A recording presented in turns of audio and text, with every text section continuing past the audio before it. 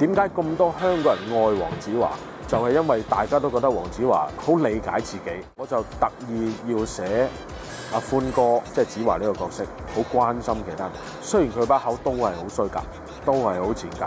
咁聰明嘅嘢真係只有導演先諗。好，我哋準備嚟啦！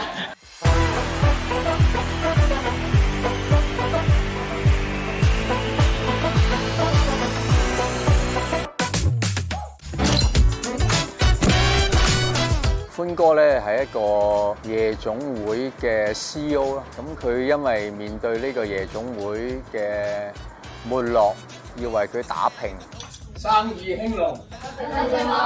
子華呢個角色，我覺得又啱晒佢做喎，着件窄嘅牛仔褲或者係西褲，着件緊身恤衫，戴條鏈嗰啲，好型啊！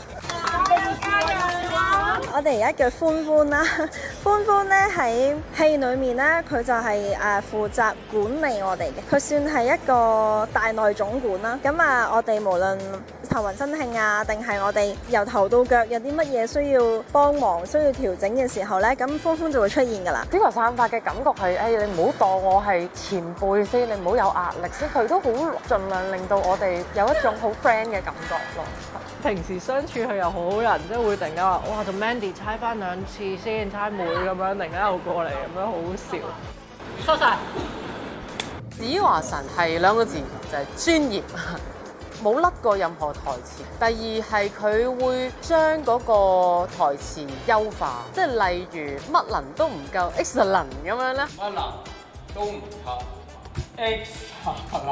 係佢自己諗㗎，咁我就覺得哇好犀利啊！咁遇到有阿 Sammy 呢一個對手要收購佢，面對呢個收購戰作出一番垂死嘅反抗。阿嫲教嘅天下男人皆可殺。V 姐呢個角色係一個夜總會嘅 CEO 啦。Before 佢成為一個 CEO 之前咧，其實佢自己都一個生涯係喺夜總會裏面做媽媽生。V 姐帶一班外援過嚟啊嘛，衝落嚟啊嘛，咁 V 姐入嚟嘅時候，佢嗰個造型，佢嗰個頭髮嘅顏色啦，跟住佢件鮮紅色嘅大褸啦，係好有氣勢嘅。好 ，V 姐就攬下子華。誒，大家叫聲 V 姐。熱烈歡迎 V 姐。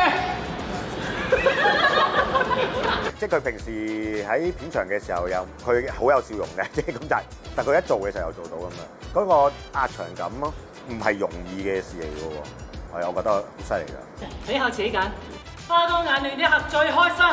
我成套戲第一場戲就係同 Sammy 一齊，我好 feel 到 Sammy 係好願意去 take 我啲嘢，再 react 翻出嚟，而係好精準。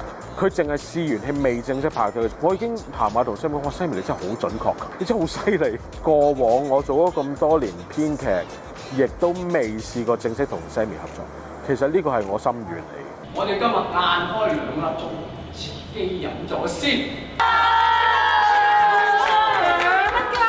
好正啊個感覺，即係睇住阿子華、Sammy 佢哋做戲，好似睇緊舞台劇咁，佢係 live 咁樣睇。咁一拍埋，但係就已經有一種好自然嘅默契，又有啲好似冤家，又有啲好似情人。係啊，我馬肥啊，相煎何太急啊，大家同行。我真係情願頭先字格咁做埋場戲，之後先捅我10刀8刀啊！我同歡哥嘅相處，心裏面永遠其實有呢個人，但係你嘅表達就係用一種最粗豪、最唔情意嘅方法去表達，但係你愛唔愛對方係愛嘅。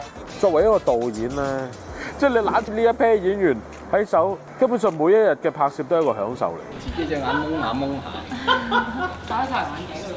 其實咧，失戀急讓裏面，我幾乎同 Sammy 係冇乜對戲嘅。咁反而喺呢次合作裏面，我覺得係第一次真正私底下認識子華嘅一個好機會。拍得成呢部戲，同埋同阿 Sammy 合作，都係2個願望成真。